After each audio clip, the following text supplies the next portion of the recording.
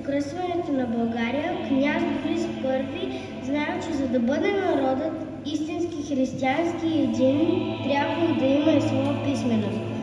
И търсил човек, който да поведе народа по пътя на просветата. Повикал при себе си един от най-верните ученици на светите братя Кирил и Методий Климент.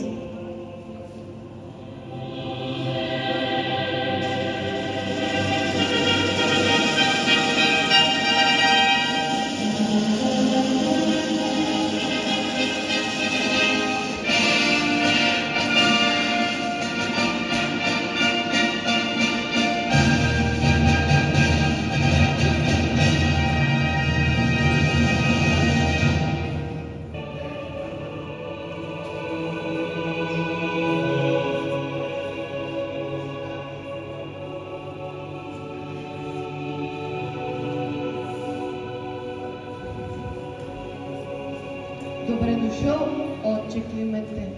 Делото на твоите учители, Кирил и Методий, е велико, но България има нужда от свои книги и от свои учители.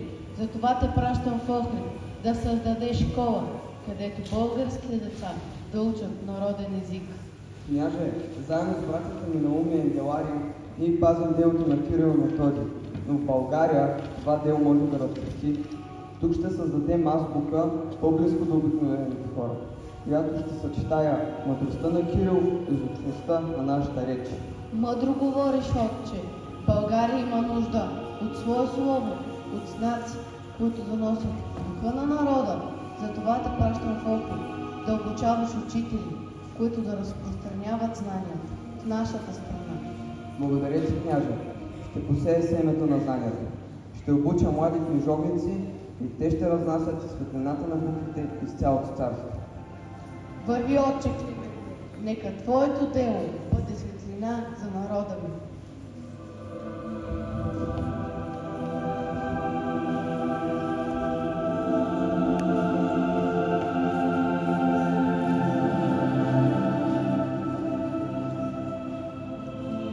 И Климент тръгнал към югозападните земи към Охрид, където щял да основе първата книжовна школа и да разпространи писмеността, с която днес говорим и пишем.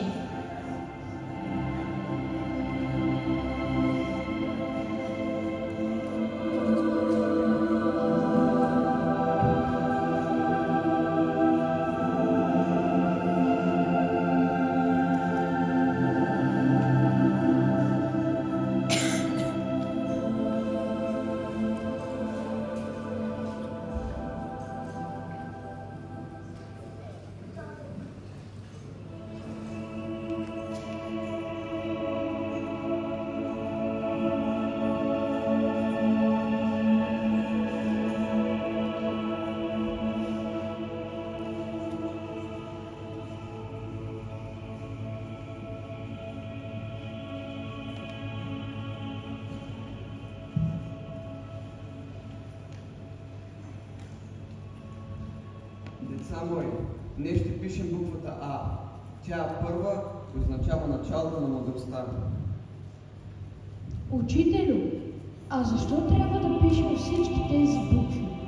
Не е ли достатъчно само да вярваме?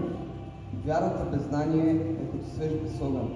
Бог ни е дал разум, за да го ползваме, а всяка буква е искра, която запалва светлината в човека. Помнете, чада, народ без слово е народ без душа. Вие ще израснат като книжовници, които ще разнасят светлината на знанието из цялата страна.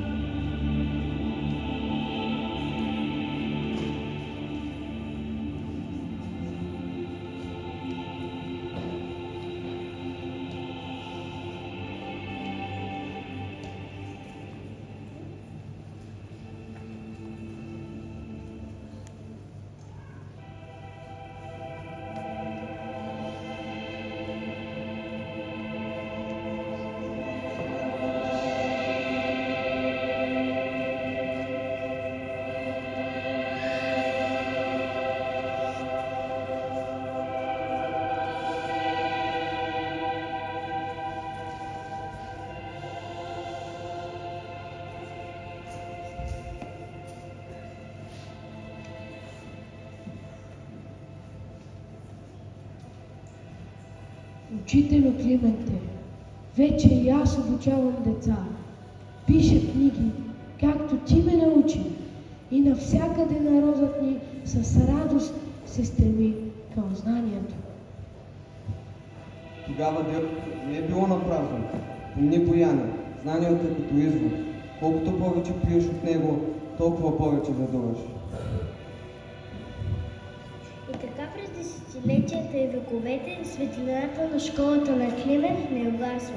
Тя е стигнала до всяко българско училище, до всяко дете, което днес учи и мечтае.